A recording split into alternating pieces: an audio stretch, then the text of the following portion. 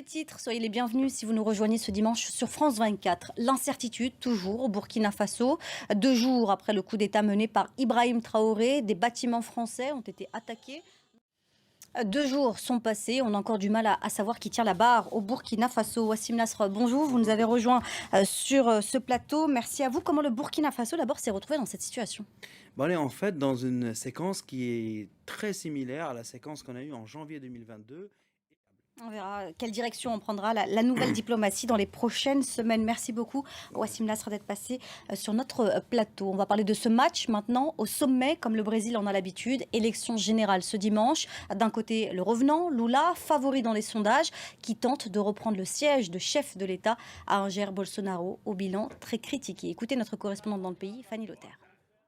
Le président sortant Jair Bolsonaro, qui s'est rendu aux urnes en maillot de la Seleção, lui qui a reçu ces derniers jours un soutien de poids, celui de la légende vivante du football Neymar, l'homme aux 180 millions d'abonnés. On en parle avec notre invité, Kevin Vessière. Bonjour, vous êtes analyste en géopolitique du sport, fondateur du média Football Club Géopolitique. Et vous venez tout juste de signer justement un ouvrage à l'approche de la Coupe du Monde au Qatar. On va découvrir peut-être la couverture à l'antenne. Elle arrive tout de suite.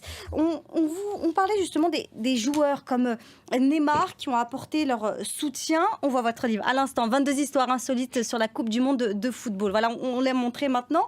Comment expliquer que des joueurs comme Neymar votent pour un candidat qui est ouvertement opposé à l'avortement, hostile au mariage homosexuel et qui a par ailleurs tenu des propos racistes? Comment des joueurs comme Neymar, comme Ronaldinho, qui sont métissés, il faut le dire, comment ils peuvent leur apporter son soutien? Tout d'abord, bonjour, merci de me recevoir. Effectivement, ce soutien de Neymar et de plusieurs joueurs internationaux de la Seleção interroge.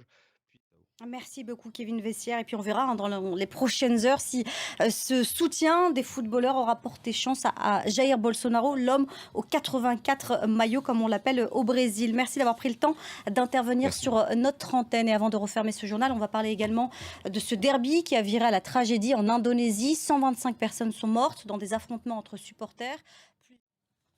Voilà, c'est la fin de ce journal, mais l'information, elle, continue toujours sur notre site internet www.france24.com avec à la une aujourd'hui le Burkina Faso. N'hésitez pas à cliquer sur notre site internet. Quant à nous, on se retrouve dans 15 minutes. À tout à l'heure.